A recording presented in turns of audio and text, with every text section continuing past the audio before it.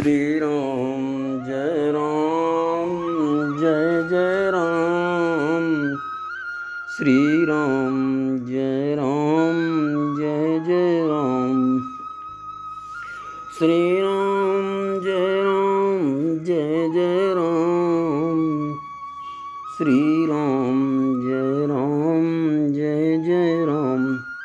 गोस्वामी तुलसीदास जी ने एक जगह लिखा है कि ब्रकोटि विलास सृष्टि लय होई। इस चौपाई में गोस्वामी जी ने सच्चित आनंद परमात्मा का वर्णन किया है।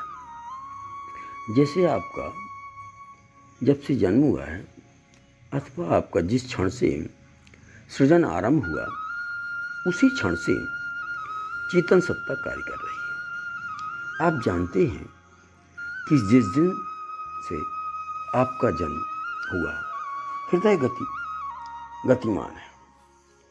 जन्म से मृत्यु के बीच ऐसा कोई समय नहीं है जब हृदय की गति रुक जाए और आप जीवित रहें। हृदय के कंपन की अनवरत गति चेतन सत्ता के कारण है और उसी गति के कारण आप आनंदित हैं और जीवित हैं। और यह संपूर्ण संसार में जो सौंदर्य है उसी चेतन सत्ता को अथवा उस परमात्मा के द्वारा गति दिए जाने के कारण प्रकृति का परिवर्तन का रूप ही संसार का सौंदर्य है। गोस्वामी तुलसीदास जी कहते हैं कि यह परिवर्तन यदि आंख की पलक झपकने के भ्रुकुटि विलास आंख की पलक झपकने के समय के बराबर रोक दिया जाए तो यह संपूर्ण सृष्टि प्रलय नहीं लय हो जाएगी। संपूर्ण प्रलय के बाद तो पुनः सृष्टि का सृजन हो जाता है। लय हो जाएगी, संपूर्ण रूप से समाप्त हो जाएगी। इस उदाहरण से आप समझ सकते हैं कि संसार में जितने भी जीवधारी हैं सबका आधार परमात्मा है और उन जीवधारियों के शरीर को कि हृदय को परमात्मा गतिमान किए। उनका हृदय गति उस चेतन सत्ता पर निर्भर है। जितनी देर हृदय की गति रोक दी जाए आप जिंदा नहीं रह सकते। उसी प्रकार संसार की कण कण में चेतन सत्ता परिपूर्ण है। संपूर्ण प्रकृति उसी चेतन सत्ता पर निर्भर है। उसी परिवर्तन को गोस्वामी जी लिख रहे हैं। भ्रुकुटि विलास सृष्टि लय हुई। आपको प्रश्न आ रहा होगा कि परमात्मा सृष्टि को चला रहे हैं, सारी प्रकृति परमात्मा के अधीन है, हमारा जीवन परमात्मा के अधीन है, तो फिर हमें कुछ करने की क्या आवश्यकता है? बड़ा ही महत्वपूर्ण और अत्यंत महत्वपूर्ण प्रश्न है। आप इस बात को इस तरह से समझेंगे जैसे एक मृत व्यक्ति है, उसको किसी भी चीज की कोई आवश्यकता नहीं है, जबकि जीवित व्यक्ति को सभी आवश्यक चीजों की आवश्यकता है। जीवित व्यक्ति का शरीर चेतन सत्ता से जुड़ा है।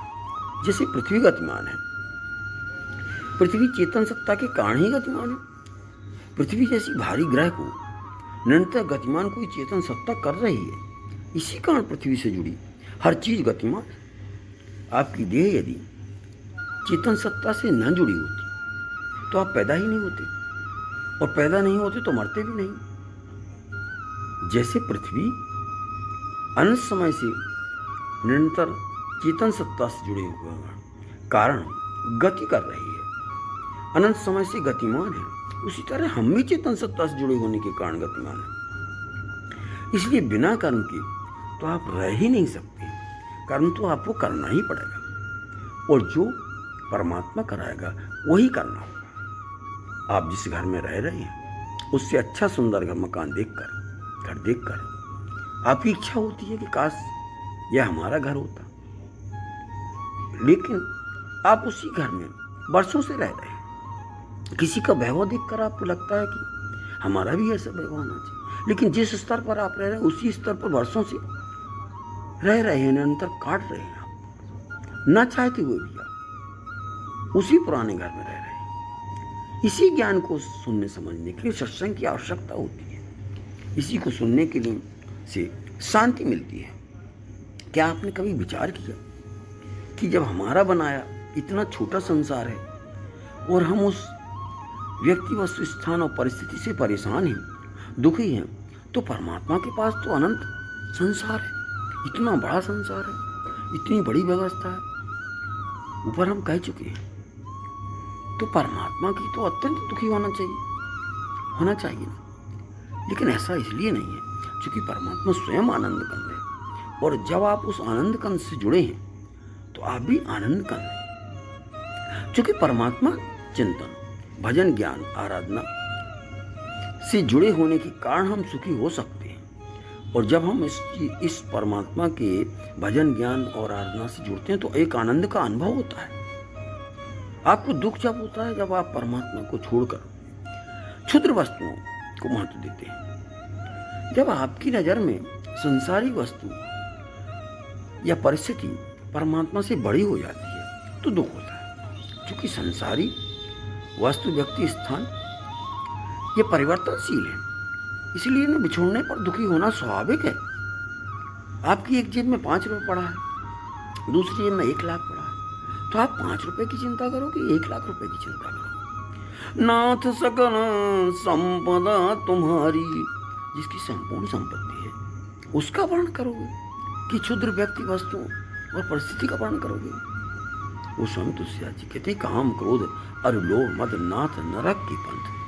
वो स्वामी तुलसीदास जी लिख रहे हैं कि कामनाओं के कारण क्रोध होता है, अहंकार के कारण दुख होता है। आपने इन क्षुद्र चीजों को, इन विकारों को महत्व दे दिया है। आपका ऐसा कष्ट होगा इसलिए कि आपको जो कष्ट हो रहा है वो परमात्मा की विमुखता के कारण हो रहा है। आप परमात्मा को शत्रु भी मान लें तो भी आप कुछ बिगाड़ नहीं पाएंगे, उसके बिना आपका जीवन ही नहीं है। और ये आप मित्र मान लेते हैं तो परमात्मा आपको क्या नहीं दे सकता है।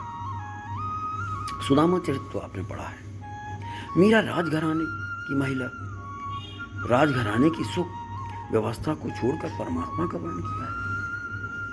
हम अपने दुख के लिए परमात्मा को छोड़ने के लिए तैयार नहीं है, परमात्मा को छोड़ने के लिए तैयार हैं और दुख का वर्ण कर रहे हैं। हम 80 वर्ष की उम्र के बाद भी दुख छोड़ने को तैयार नहीं। आप उस आनंद कंद परमात्मा से जुड़े हुए हैं। जैसे ही आप उस आनंद कंद परमात्मा का ध्यान करेंगे सुख तो स्वाभाविक आ जाएगा। सुख कहीं से लाना नहीं है, सुख मनस्थिति है, मनस्थिति है। भगवान राम को 14 वर्ष का वनवास हो गया, कोई क्षोभ नहीं है, कोई कष्ट नहीं है, इसलिए कि जो चक्रवर्ती सम्राट को सुख मिलता है उस सुख के प्रति उनका कोई लगाव नहीं है। इसलिए भगवान आनंद कंद है और उन्हीं का वर्णन हम आपको करना चाहिए। शेष आगे।